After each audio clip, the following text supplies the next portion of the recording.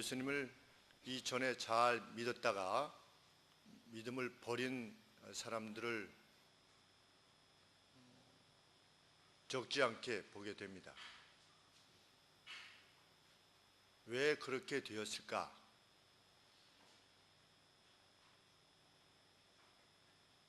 오늘 사도 바울의 말씀에 의하면 경주하듯이 믿음 생활을 하지 않았기 때문이다. 오늘 우리에게 사도 바울은 고린도 교회에게 보낸 편지를 통해서 우리의 믿음 생활이 마치 레이서들과 같은 그런 열심을 가지고 행해 줄 것에 대해서 우리에게 교훈하고 있음을 보게 됩니다. 전심을 다해서 믿음의 길을 걸어야만 한다. 믿음의 길에 한가로움은 있을 수 없다는 것입니다. 만약에 한가로운 길을 걷기 시작한다면 그것은 패망의 길로 갈 수 있다는 것을 반드시 기억해야만 된다 라고 하면서 그 예들을 들고 있습니다. 24절 말씀 보시면 운동장에서 달리는 자들이 다 런하지요. 다 달립니다. 무엇을 위해서 달립니까? 1등 하려고 달립니다. 화관을 쓰기 위해서 월계관이죠. 그 당시에 아테네에 있었던 그 올림픽에서 1등 하려고 달립니다. 그런데 2등은 상을 안 준 겁니다. 그 당시에 1등만 상을 준 것입니다. 100명이 그러니까 은메달이 없었던 거죠. 동메달도 없고. 그러니 달리는 사람이 어떻게 달렸겠습니까? 전력으로 달렸겠지요. 그런데 사도 바울은 자신이 어떻게 달리고 있다? 믿음의 길에 있어서 마치 1등을 위해서 달리고 있는 레이서처럼 그렇게 달리고 있다. 그것이 믿음의 길이어야만 한다라고 고린도 교회 성도들에게 전하고 있는 것입니다. 다른 거 다 즐기고 좀 여유 있게 한가로이 믿음 생활도 일부 내 삶의 퍼센테이지 중에서 믿음 생활도 일부 또 취미 생활도 일부 이것이 아니라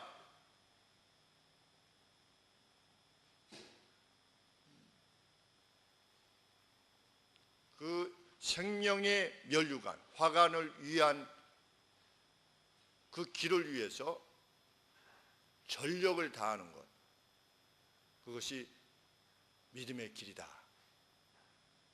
우리에게 이렇게 가르치고 있는 것입니다. 그러면 1등을 하기 위해서 어떻게 하는 것입니까? 25절 말씀해 보시면 이기기를 다투는 자마다 어떤 경쟁하는 자마다 게임에서 경쟁하는 자마다 절제를 행사한다. 모든 일들에 있어서 절제를 행사한다. 우리 운동선수들이 절제하지요. 먹는 것, 무엇을 먹을 것이냐. 그래서 제 아들이 콜라를 잘 안 먹습니다. 축구 선수인 아들이 콜라를 잘 안 먹는 것이 콜라를 먹으면 근육을 약화시킨대요. 그래서 통닭 먹을 때도 콜라를 잘 안 먹는 거예요. 통닭하고 물하고 먹으면 아주 그 맛이 애매해지는데 그래도 우유를 먹든지 물을 먹든지 이렇게 먹으려고 합니다. 그래서 제가 옆에서 야, 한두 잔은 괜찮아. 그런데도 가급적이면 안 먹으려고 합니다. 왜? 절제를 해야만 되니까 1등 하려고 축구를 잘해 보려고.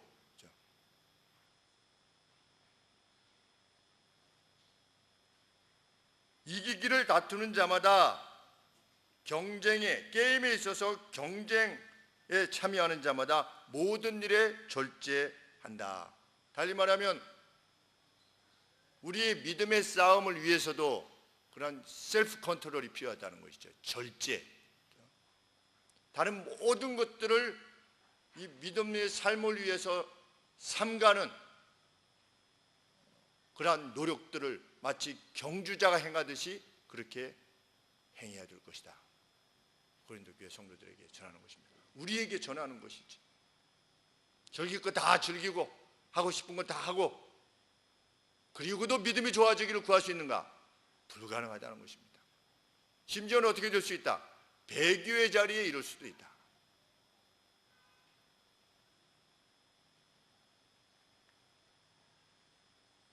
(25절) 말씀에 우리는 26절 말씀에 그러므로 내가 다름질하기를 향방 없는 같이 아니하고 어떤 목적을 가지지 않은 채로 달려가는 것이 아니라 나는 그러한 방식으로 싸우고 있대요. 박스하고 있대요. 그러니까 믿음의 생활에 대해서 사도 바울은 마치 이렇게 박스하는 것처럼 그렇게 지금 살아가고 있다. 누구조차도 사도 바울조차도 그렇게 살아가고 있다. 무엇을 위해서? 25절에 언급하고 있는 썩지 아니할 쇠하지 아니할 면류관을 위해서. 일반 레이서들은 그 쇠하는 조금만 지나면 월계수가 시들어지는 그러한 월계관을 위해서도 그렇게 하지만 나는 썩지 아니할 면류관을 위해서, 화관을 위해서 그렇게 박스하듯이 지금 나의 삶을 살아가고 있다. 이게 자신의 삶에 대해서 말씀하고 있는 것입니다. 이렇게 말씀하시는 내용은 무엇입니까? 너희도 같은 싸움을 싸우라.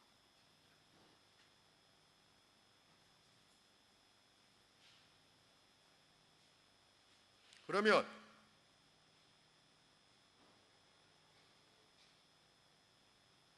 무슨 싸움인가? 싸움의 내용이 뭡니까? 27절에 보시니까 내가 내 몸을 쳐 복종하게 하는 것. 내가 내 몸을 쳐서 그것으로 하여금 나의 종이 되도록 하기 위해서. 그렇게 하지 아니하면 내가 다른 사람들에게는 설교하지만 내 자신은 멸망하게 되는 그러한 일이 있을 것이기에 나는 무엇을 그토록 힘쓰는가? 내 몸을 쳐서 복종시킨다는 거지요.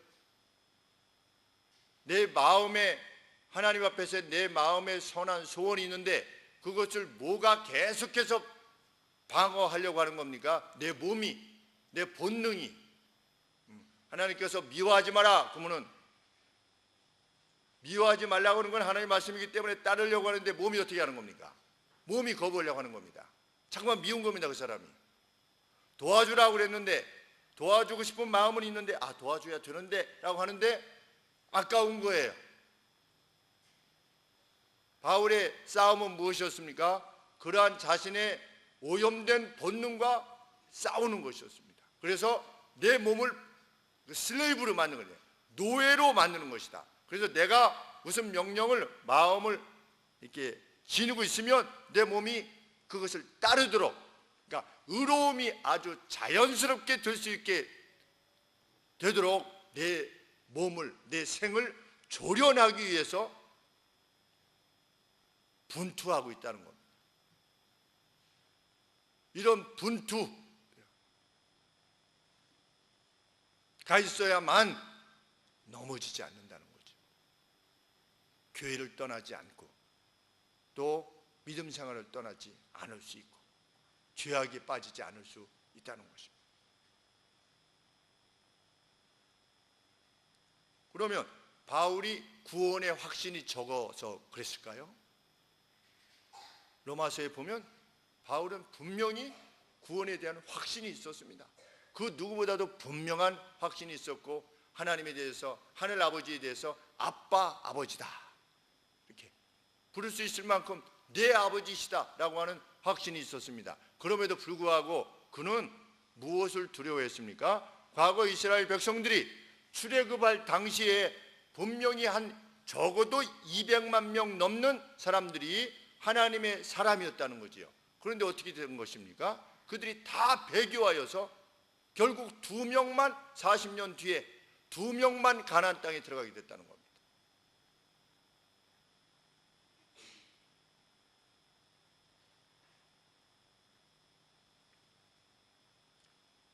바울은 그러한 앞선 시대의 사례가 있음에 대해서 거룩한 두려움을 지닌 것입니다. 주님이 나를 부르셨고 내가 주님의 자녀라고 하는 분명한 확신을 지녔음에도 불구하고 이미 자신이 얻었다 함도 아니라, 이거 구원은 따놓은 당산이라고 하는 차원에서의 확신이 아니라는 것이지요. 하나님 앞에서의 두려움, 확신 가운데서도의 하나님의 그 진노를 두려워하는 그 두려움 안으로 평생을 살아간 것입니다. 그래서 고린도 성도들에게 그 구약의 예를 드는 것이죠. 10장 1절에 형제들아 당신들이 알기를 원합니다. 무엇을? 우리 조상들이 다 구름 아래, 하나님의 구름이 그들을 인도하셨지요. 과거 출애굽할 당시에 구름 기둥이 그들을, 그 구름 기둥이 무슨 원기둥, 저는 어렸을 때 원기둥 이렇게, 근데 그 기둥이 어떻게 생겼는지는 몰라요. 그런데 구름은 무엇을 상징하냐면 하나님의 임재를 상징하는 것입니다. 그래서 우리 시내산에 하나님께서 강림하실 때 빽빽한 구름 같은 거죠. 구름 같은 거. 구름으로밖에 표현할 수 없는 그런 어떤 신적인 임재를 드러내는 것이 시내산에 가득했던 거죠. 우리 주님이 부활하셔서 승천하실 때 무엇과 함께 가셨습니까? 구름이 저를 가리워서 보이지 않더라. 그게 뭉게구름일까요? 무슨 새털구름일까요? 이게 아니고 그 구름이 뭡니까? 그것이 신적인 영광, 그러니까 신적인 영광의 자리로 회귀하셨다는 겁니다. 가셨다는 거죠. 그래서 너희가 보는 바 그대로 오실 거다. 달리 말하면 신적인 영광으로 너희들에게 올 거다. 초림 때에는 마국간에 어린 보잘것없는 어린아이의 모습으로 오셨지만 다시 오실 때는 신적인 영광으로 오실 것이다 라고 천사들이 언급했지요. 그런데 그 영광을 누가 본 겁니까? 이스라엘 백성들이 본 겁니다. 그리고 그들은 바다를 통과했습니다. 그리고 하늘의 만나를 먹었고 반석에서 나오는 음료를 마셨습니다. 하늘의 만나는 무엇을 상징하는 것이겠습니까? 훗날 오실 예수 그리스도의 떡 되심입니다. 내가 하늘로부터 온 떡이다. 구약에서 그게 무엇이었습니까? 만나입니다. 구약의 백성들은 반석에서부터 물을 마셨습니다.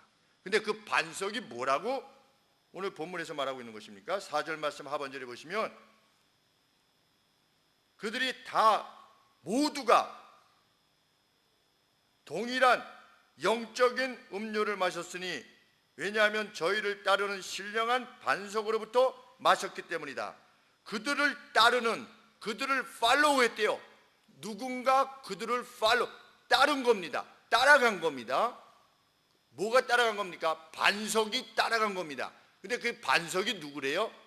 반석은 곧 그리스도신이라. 구약에서 먹었던 떡, 만나, 그리고 반석에서 나오는 물 다 뭐다? 그리스도로부터 말미암는 것이다. 달리 말하면 구약 백성들도 신약 백성들과 같이 세례를 받은 것과 같은 것이요 또 성찬에 동참한 것과 마찬가지다. 고린도교회 당신들이요, 당신들도 성찬에 참여하지 않느냐? 신령한 영적인 빵과 떡과 영적인 포도주, 음료를 마시지 않느냐? 구약 백성들도 그러했었다. 그런데 어떻게 됐었다? 5절 말씀에 그러나 저희의 다수를 하나님이 기뻐하지 아니하신 거로 저희가 광야에서 멸망을 받았다는 사실을 우리는 기억해야만 된다.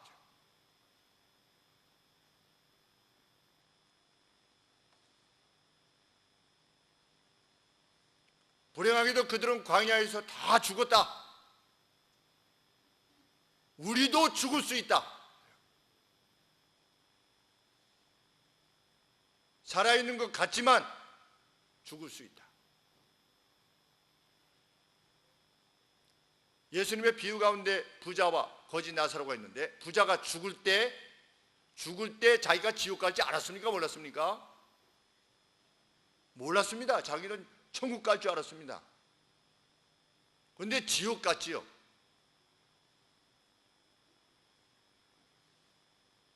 거짓도 확신이 있는 거지요.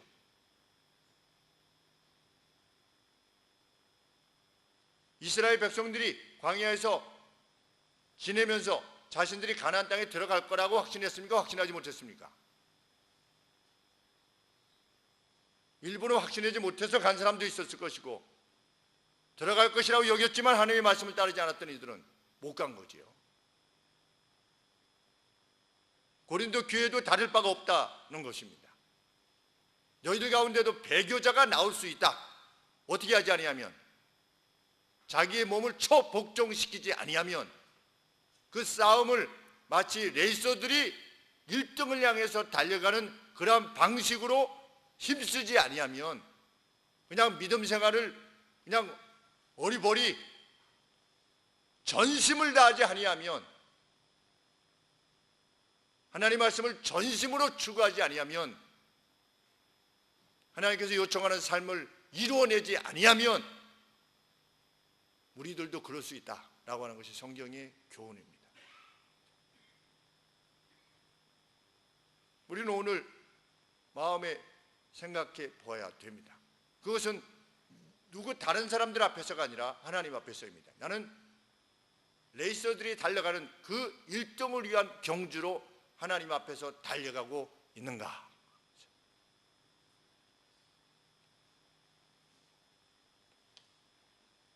광야에서 그들은 왜 죽었습니까? 저들의 몸의 악한 열망에 복종하지 않았기 때문입니다. 7절 말씀해 보시면, 그들은 왜 죽었습니까? 하나님의 백성이라 일컬었지만 우상 숭배를 행했습니다. 그런데 우상 숭배를 행하는 것이 우상 숭배와만 관계되는 것이 아니라 우상 숭배와 관계되어진 어떤 축제를 행하는 것입니다. 그래서 7절 말씀에 그들이 어떻게 했다? 백성이 먹고 마시기 위해서 앉았다. 먹고 마시기 위해서 앉은 겁니다. 마치 애굽에서처럼. 그리고 뛰어놀기 위해서 일어난 겁니다. 그러니까 어떤 그들 나름대로 우상 축제를 행하는 겁니다.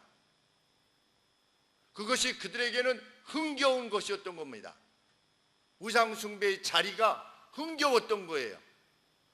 그냥 저 송아지를 믿어야지 우리가 구원을 얻는다, 이런 차원이 아니라 그 송아지 경배가 있을 때 그것과 함께하는 여러 유흥적인 요소들이 있는 거지요.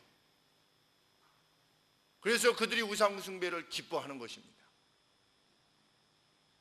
마치 우리 고사, 돼지머리 놓고 고사하는 거나 마찬가지죠.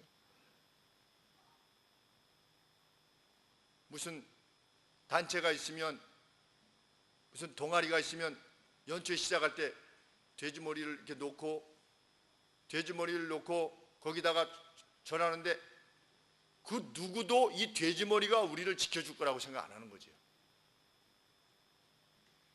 자기가 목 잘라가지고 이렇게 갖다 놨는데, 그 돼지가, 그 살아있는 돼지도 아니고 죽은 돼지가 자기를 복되게 할 거라고 그 누가 믿겠습니까? 아무도 안 믿는 거지요. 그러면 그걸 믿는다면 어떻게 돼지 머리를 또 먹을 수 있겠습니까? 그런데 무엇을 즐기는 겁니까? 돼지 머리 입에다가 돈 꽂아 주는 것을 기뻐하는 거죠. 자, 한 해 잘 지내게 해주십시오. 이게 돼지 머리 돈 꽂으면 누가 기뻐합니까? 거기 있는 모든 사람들이 기뻐합니다. 왜? 공돈들이 모이는 거니까. 그렇죠? 그 돈을 어떻게 하지요? 가져다가 2차, 3차로 가는데 씁니다. 그렇죠? 그거 아주 즐겁고 흥겹잖아요. 그것만큼 흥겨운 일이 어디 있습니까? 자원해서 갖다가 돼지 머리에다 꽂는 거니까. 자기 마음에 원하는 대로. 그러니까 자원해서 하는 겁니다, 다들. 거기 있는 사람들은 다 기쁜 거지요. 그래서 고사를 행합니다. 이스라엘 백성들이 우상 숭배를 할 때 누구를 위해서 한 거냐? 자기들을 위해서 한 것입니다. 먹고 마시기 위해서 앉았고 일어나서 플레이 즐기기 위해서 일어나서 막 뛰놀았습니다. 그 사람들이 얼마나 즐거운 축제였을지 알 수 없습니다. 하나님이 그렇게 하지 말라고 그랬는데 그 몸의 즐거움을, 그 흥겨움을 이길 수 없는 거지. 그들은 그렇게 행한 겁니다.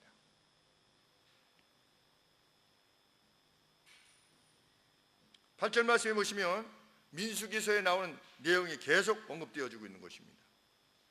민수기 25장 1절부터 9절까지 보시면 그 우상 숭배와 더불어 무엇이 있었냐면 신적 창기,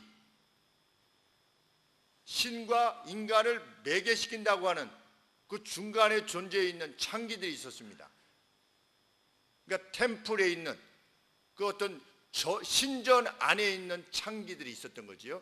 애굽의 형태는 광야에서는 물론 없었겠지요. 그러나 그런 신전은 없었어도 그 창기들이 있었던 겁니다.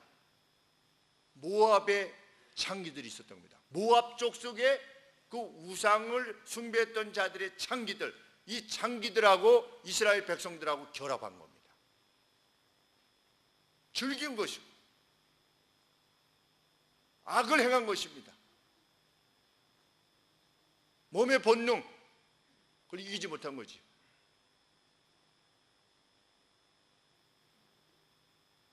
어떻게 그럴 수 있는가? 우리가 그 누구에 대해서 분노하는 것도 마찬가지입니다. 하나님의 말씀에 비춰보면 그러합니다. 누구를 조롱하는 것도 그렇고 원수를 갚으려는 마음도 그렇고 바울에게는 이런 것이 없었겠습니까? 이런 마음이 자기에게도 이런 마음이 있었다는 거지요. 그래서 자기 몸을 복종시키기 위해서 부단히 애를 썼다는 것입니다. 그러한 자신을 복종시키기 위해서.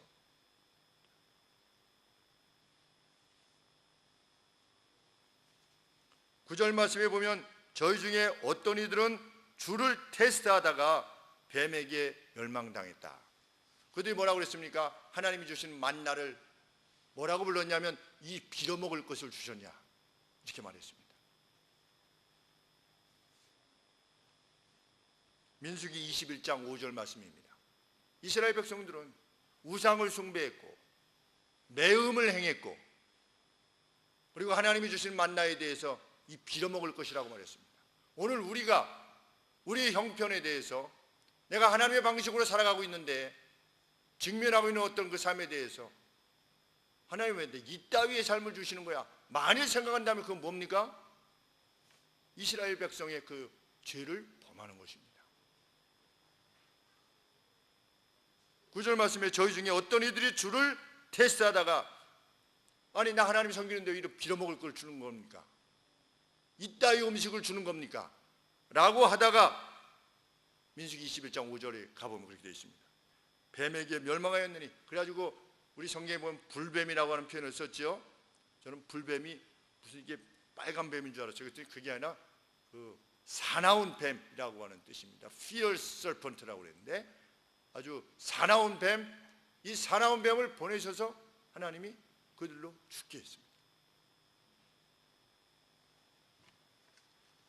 그렇게 차례차례 죽어간 겁니다. 하나님이 죽이신 것이 아니라 그들의 악으로 죽어간 거지요. 하나님의 나라로부터 떠난 겁니다. 이게 뭡니까? 배교입니다. 배교의 결과로 저들이 저주를 받은 것이죠. 처음에 나올 때는 하나님의 백성이었습니다. 다 교회에 다녔지요.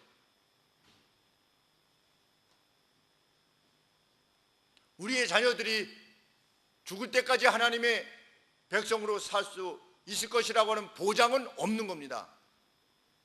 우리도 역시 그러한 것처럼 우리의 자녀들이 우리가 분투하지 아니하면, 부모된 우리가 분투하는 모습을 보이지 아니하면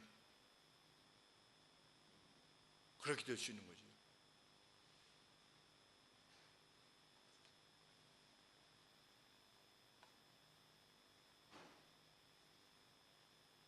그래서 저희는 저희 자녀들이 예배 시간에 제대로 오게 되기를 원하는 것입니다. 어쩌다가 한두 번 늦게 일어나서가 아니라 매번 같은 시간에 온다. 그건 분투가 아니죠, 적어도.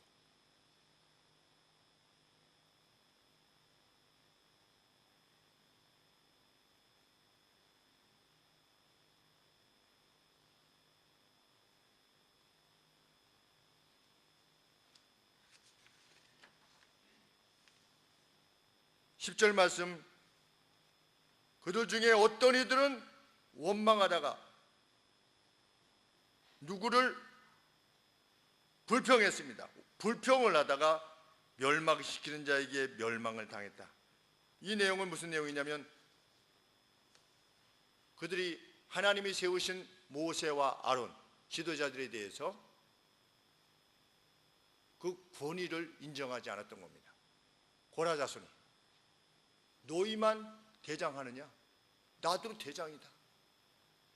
당신만 목사요? 우리도 다 성도요?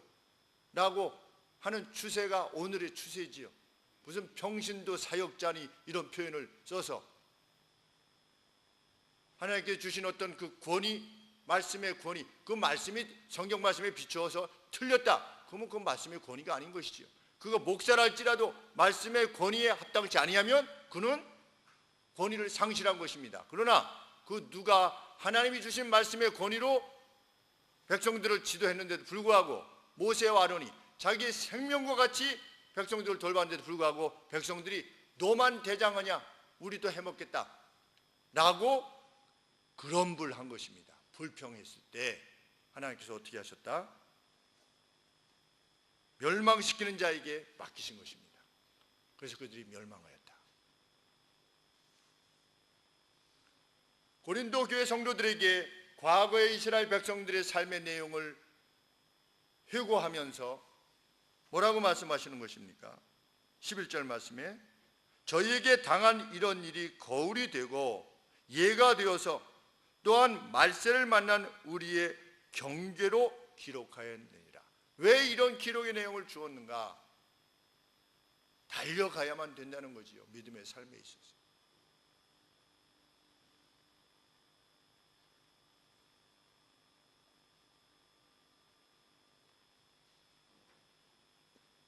그들은 만나라고 하는 매일의 기적을 보면서도 멸망했다는 겁니다.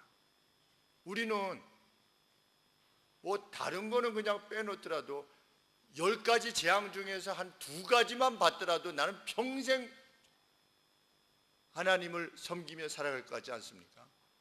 이스라엘 백성들이 뭐 10가지 재앙 못 봤어도 바다가 이게 갈라져 가지고 이걸 통과하는 거 한 번만 그냥 내가 통과하지 않더라도 옆에서 지켜보기만 하더라도 나는 평생 하나님을 힘을 다해서 섬길 것 같지 않습니까?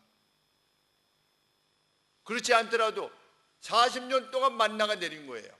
매일 밤에 아침이 되면 만나를 하나님께서 주신 것입니다. 그런데 그들이 타락한 것입니다.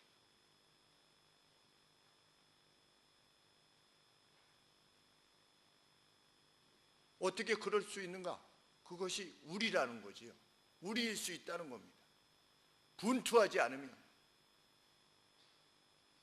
하나님의 말씀에 가까이 있으려 하지 않으면, 하나님의 말씀을 실행하려고 애를 쓰지 않으면 내 삶 속에서 하나님께서 기뻐하실 것이 무엇인가를 더욱더 보면서 확장시키고 하나님께서 싫어하시는 것들에 대해서 점점 그 죄악을 멀리하는 이러한 노력들을 레이서들처럼 행하지 아니하면 마귀의 밥이 된다는 거죠.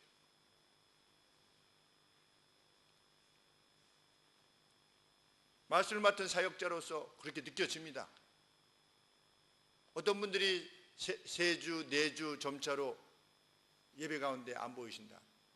그러다가 6개월 지나서 띄엄띄엄 이렇게 하신다.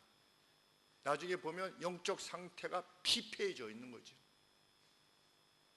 본인은 뭐 걱정하지 마세요 목사님, 제가 다 시간이 되면 다 알아서 다 하실 테니까 목사님 사역에만 전념하십시오.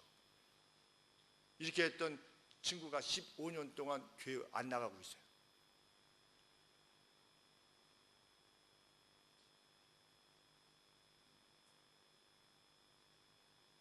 우리 정직이만 열심히 잘 나오시다가 어떤 다른 게 있어서 그것이 정말 그것을 행하지 아니하면 정말 안 되는 어떤 필요 불가결한 그러한 일이 아님에도 불구하고 그 어떤 일을 추구하느라 이렇게 한 번 빠지고 두 번 빠지고 그냥 이거는 언제든지 빠질 수 있는 것이고 다른 것들은 반드시 해야만 되는 것이라면 나중에 보면 표시가 나는 것입니다.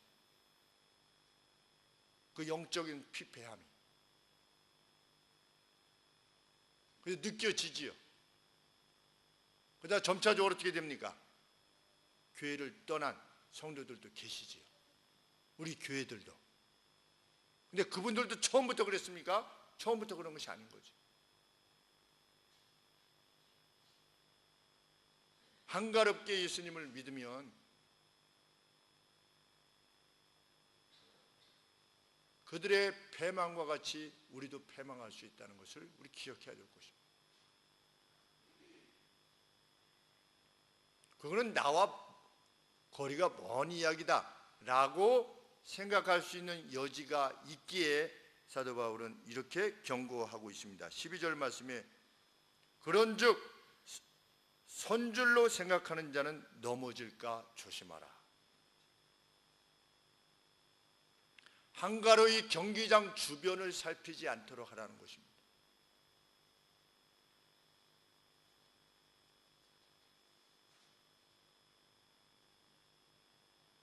혹 그 누군가 자신이 하나님으로부터 멀어진 것에 대해서 죄를 지은 것에 대해서 배교한 것에 대해서 하나님에게 그 책임을 돌리려고 하지 말아라. 사도 바울은 또 말합니다. 당신들이 유혹을 받는 것은 하나님 때문이 결코 아니라는 사실을 기억해라. 저는 어쩔 수 없이 그렇게 됐습니다 라고 할 수 있는 사람은 아무도 없다. 그 이유는 두 가지입니다. 하나는 13절 말씀에 사람이 감당할 시험 밖에는 너희에게 당한 것이 없다. 이 표현은 무슨 말씀이냐면 사람에게 일반적인 것이 아닌 그 어떤 것도 너희를 사로잡지 않는다. 다시 말하면 예수님을 믿는 사람들이 직면하는 그러한 어떤 시험이든 유혹이든 간에 그것은 예수님 믿는 사람들에게 특별히 어려운 것이 아니라 그것은 사람이라면 누구에게나 직면한 그딴 보통의 시험이라는 것입니다. 나는 내게 다가온 상황이 너무나 치명적인 것이기 때문에 할 수 없이 죄를 범했다라고 할 수 있는 것은 없다는 거예요. 다윗이 밧세바를 범했습니다. 밧세바를 범했을 때 밧세바의 매력이 치명적이기 때문에 그런 것입니까? 성경에 밧세바가 아주 아름다웠게 되어 있나요? 그렇게 안 되어 있습니다. 다윗은 한가로웠던 겁니다. 지붕이를 거닐고 있었습니다. 지붕이를 거닐고 있을 때에도 다윗은 레이서처럼 달려가야만 했는데 잠시 방심한 거지요.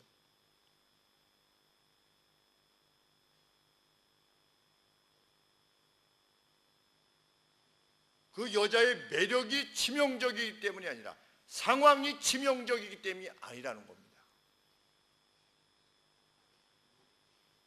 우리가 스스로 죄 짓는 것에 대해서 우리는 관대하고자 합니다. 나는 이러니까 이럴 수밖에 없었어 라고 그런 자위적인 마음이 발동을 합니다. 인간은 늘 그렇습니다. 그러나 성경은 그 어떤 유혹도 보통 사람에게 주어지는 것 이상으로 너희들에게 주어지지 않는다. 그게 성경의 가르침이지.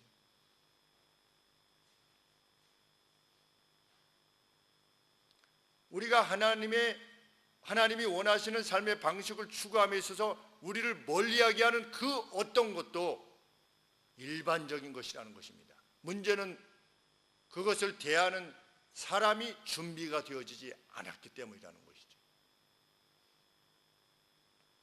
제가 칼럼에서 썼지만 아프리카의 그 킬리만자로 그 화산이 폭발해가지고 그 옆에 화산자가 이렇게 사방으로 퍼져서 그게 비옥하게 돼가지고 거기에 나무들이 많이 자라게 되는데, 그러니까 나무들이 많이 있을 때는, 숲이 많을 때는 동물들이 다른 데서 놀다가 이제 건기가 되면 그 근처로 다 몰려들어가지고 그 마사이족의 옥수수밭을 다 망가뜨린다는 거죠. 그래서 어제 저녁에 KBS에서 다큐멘터리를 이렇게 보여주는데, 코끼리가 오니까 해결할 수 있는 방법은 뭐 총을 쓰든지 이런 방식으로 해야 되지 않겠습니까? 그런데 나라에서는 코끼리를 죽이면 법으로 또 이렇게 한다고 그러니까 어쩔 수도 없고, 참 그런 가운데 있는데 그 마사이족의 한 인물에게 코끼리를 쫓는 역할을 맡긴 거죠. 근데 그 코끼리를 쫓는 사람이 생각이 뭐냐면 코끼리와 우리 부족이 같이 공존하는 것을 찾는 겁니다. 그 찾는 모습이 이제 영상에서 그의 고독이 나오는 거지요. 마사이족 청년의 고독. 어떻게 하면, 그런데 뭐 손전등을 가지고 막 소리를 지르고 이래도 코끼리들이 막 도망가다가 다시 달려들어가지고 사람이 죽고 막 이러니까 쑥대밭이 되고 이러니까 마을 사람들이 이 사람을 막 비난하는 겁니다. 너 때문에 이렇게 된다. 네가 지킨다고 이게 뭐냐. 뭐 같이 공존을 해. 어쩌고 저쩌고 해. 동네 사람들이 와가지고 막 이렇게 하는데 이 청년이 마을에 가서 곰곰이 생각하다가 고춧가루하고 그 고춧가루를 담을 비닐하고 그걸 터뜨릴 폭약을 사가지고 준비를 해서 밤에 가가지고 코끼리가 올 때 거기서 이렇게 불을 붙여가지고 이렇게 던지니까 코끼리들이 다 도망간 거예요. 왜냐면 코끼리가 후각이 뭐 엄청 발달해 있어서 그 매운 거를 견딜 수가 없다는 거죠. 그래서 코끼리와 이 마을 사람이 공존할 수 있게 되었다. 이런 내용이 이렇게 방송될 때 그 마지막 그 멘토 중에 하나가, 그 청년의 멘토 중에 하나가 저마저 포기하면 어떻게 되겠습니까? 근데 예수님을 믿지 않는 사람도, 예수님을 모르는 사람도 그 정도 생각을 한다는 거죠. 너희가 세상의 빛이다 그러시지 않았습니까? 예수님께서. 바울이 그렇게 말씀하는 겁니다. 사람이 감당할 시험 밖에는 너희에게 당한 것이 없다. 만일 우리가 그 역할을 맡았다, 코끼리를 쫓는, 그러면 우리의 상태가 그 사람을 비난했던 마을 사람의 마음의 상태 정도의 수준인가, 오늘 우리가. 그런데도 불구하고 예수를 믿어서 천국 가는 건가? 아니면 우리의 평소의 사고가, 마음의 크기가 적어도 그 젊은 청년 위에 있는 것인가? 비난을 당해도 저마저 이것을 포기하면 어떻게 되겠습니까? 라고 하는 의에 대한, 하나님이 요청하시는 의로움에 대한 그 의지를 지닌 사람으로 오늘을 살아가고자 해야만 우리는 두려움 없이 그날을 맞게 되는 것이죠.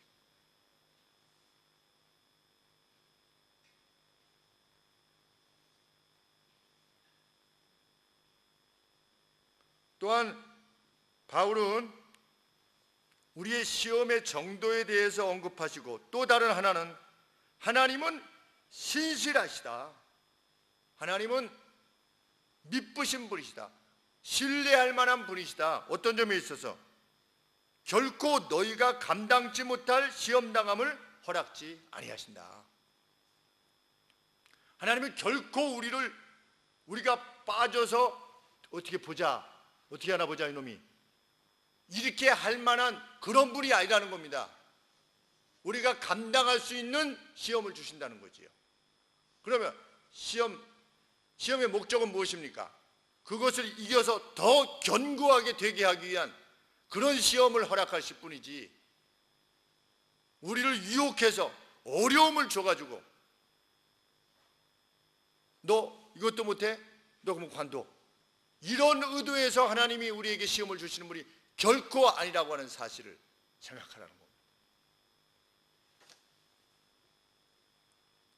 오직 하나님은 미쁘사 너희가 감당치 못할 시험당함을 허락지 아니하시고 시험당할 즈음에 또한 피할 길을 내사 너희로 능히 감당하게 하시느니라. 여기에 우리는 아멘하는 거지요. 우리는 항상 찔찔 짜는 그런 사람으로서가 아니라, 하나님 육신이야, 제 마음은 원했는데 육신이 너무 약해서 뭐 인간이 다 그렇지 뭐, 심지어는 목사의 배교에 대해서조차도, 배교에 가까운 행위에 대해서조차도, 목사의 오래된 죄악에 대해서조차도 나중에 발견되었을 때, 그것이 드러나게 되었을 때, 아니, 목사도 뭐 인간이니까 뭐 그럴 수밖에 없지, 그것이 성경이 말씀하는 바입니까? 아닙니다. 성경은 뭐라고 말하는 것입니까? 너희가 능히 이길 수 있느니라 그랬습니다. 너희가 능히 이길 수 있다. 못하면, 분투하면, 한가롭지 아니하면.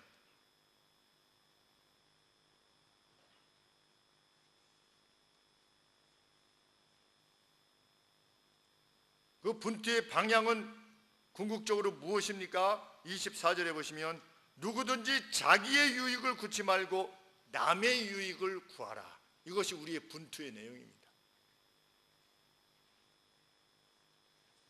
간음하는 것,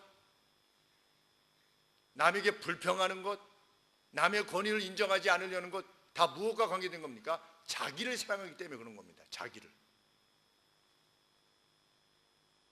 우리가 사업적으로도 사람들을 만나면 이런 사람 저런 사람들이 막 있습니다. 좋은 사람도 있고 나쁜 사람도 있습니다. 그러나 우리 예수님 믿는 사람들은 나쁜 사람에 대해서도 뭘 하지 않습니까? 그들을 미워하지 않습니다. 왜? 그들을 미워하는 건 뭐 때문에 미워하는 겁니까? 나 때문에 미워하는 겁니다. 나 때문에. 나한테 괴로움을 끼쳤다는 거지요. 나를 무시하고, 그렇기 때문에 그를 미워하는 거지요. 그건 뭡니까? 그건 우리가 감당할 수 있는 시험입니다. 성경의 말씀에 의하면. 근데 사람들은 자기의 이익을 조금이라도 건드는 자, 자기의 자존심을 조금이라도 건드는 자는 어떻게 합니까? 보복하려고 합니다. 조롱하려고 하고, 그들이 안 되기를 바라고 마음속에, 그들이 뭐가 문제가 생겼다 그러면 기뻐하고,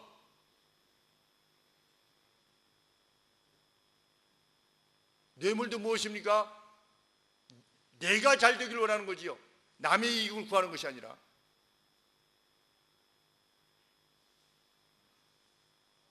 전심을 다하라 그랬습니다. 전심을 다해서 무엇해라? 남의 유익을 구하는 사람이 되라. 33절 말씀에서 나와 같이 모든 일에 모든 사람을 기쁘게 하여 나의 유익을 구치 아니하고 많은 사람의 유익을 구하여 저희로 구원을 얻게 하라. 저희의 유익을 구하게 하는 목적이 뭡니까? 상대로 하여금 나의 그 애씀을 통해서 상대가 예수님을 알게 돼서 구원에 이르게 되는 것. 여기서 말하는 구원은 영원한 구원일 뿐만 아니라 이 땅에서의 완전한 평강이지요. 빼앗기지 아니하는 평강. 예수님을 만나면 얻게 되는 그 평강이 상대의 것이 되게 하기 위해서 있는 힘을 다 기울여라. 그래서 사도 바울은 자신이 무엇까지 행했다고 그럽니까? 18절 말씀에 보면 그런즉 내 상이 무엇이냐? 내가 복음을 전할 때 값없이 전하고 복음으로 인하여 내게 있는 권한을 다 쓰지 아니하는 이것이로라. 사도 바울은 복음을 전할 때 예수님 뭐라고 하셨습니까? 마땅히 복음을 전하는 자에게 줘야만 된다 너희들이. 그랬는데 사도 바울은 성도들에게서 생활비를 받지 않았던 거죠. 자기가 마땅히 누릴 수 있는 권리를 행사하지 않은 겁니다.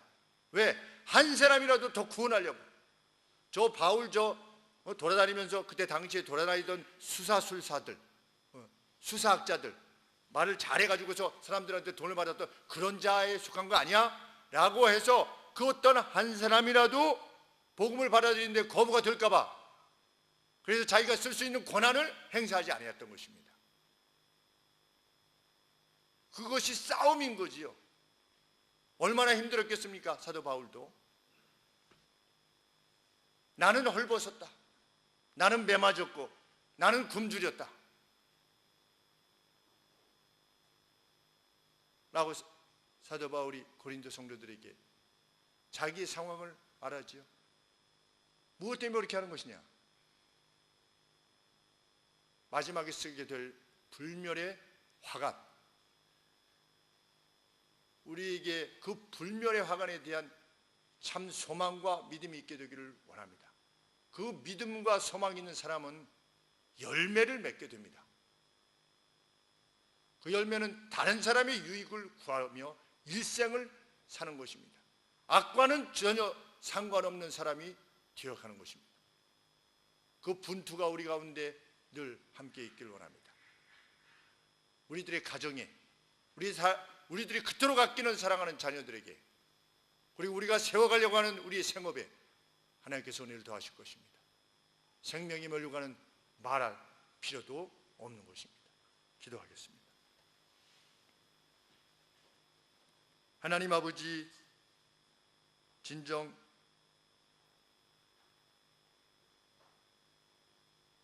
한 명만이 받을 수 있는 그 상을 향해서 절제하며 준비하며 힘을 다하여 달려갔던 것처럼 저희들이 그렇게 믿음 생활하게 하여 주시옵소서. 주님의 전을 사모하게 하시고 주님께서 세우신 예배를 사모하게 해 주시고 함께 형제와 자매된 이들과의 성도의 교통을 기뻐하며 거룩한 공예를 믿는다는 그 고백이 아버지여 빈말이 아니라 중언부언의 말이 아니라 의미 없는 말이 아니라 하나님 앞에 진정한 것이 될 수 있도록 도와주시옵소서. 그래야 우리들 가운데 그 어떤 한 심령도 가나안 땅으로부터 제외되는 일이 없도록 도와주시옵시고 이 땅을 살아갈 때 동행하시는 하나님의 놀라운 능력과 자비를 힘입어 살아갈 수 있도록 도와주시옵소서. 아버지, 돌아보게 하여 주옵소서. 내가 그 유익을 구해줄 사람이 누구인가를 묻게 하여 주시옵소서. 그 누구에 대해 지녔던 원망을 파쇄하게 하여 주시옵소서. 거름과 같이 배설물과 같이 내어버릴 수 있도록 아버지 도와주시고 우리에게는 단지 사랑만이, 사랑하고자 하는 그 예수만이 남아있게 하여 주시옵소서. 그 가운데 허락하시는 영육간의 강건함이야말로 우리가 주 안에서 구하는 참된 복됨이 될 수 있도록 은혜를 베풀어 주시옵소서. 아버지, 이 자리에 함께하지 못한 영혼들을 주께서 기억하시고 불쌍히 여겨주시며 함께하는 날 오기까지 함께 기도하며 위로하며 세우며 돌아보는 제 기회가 되게 하여 주시옵소서. 예수 그리스도의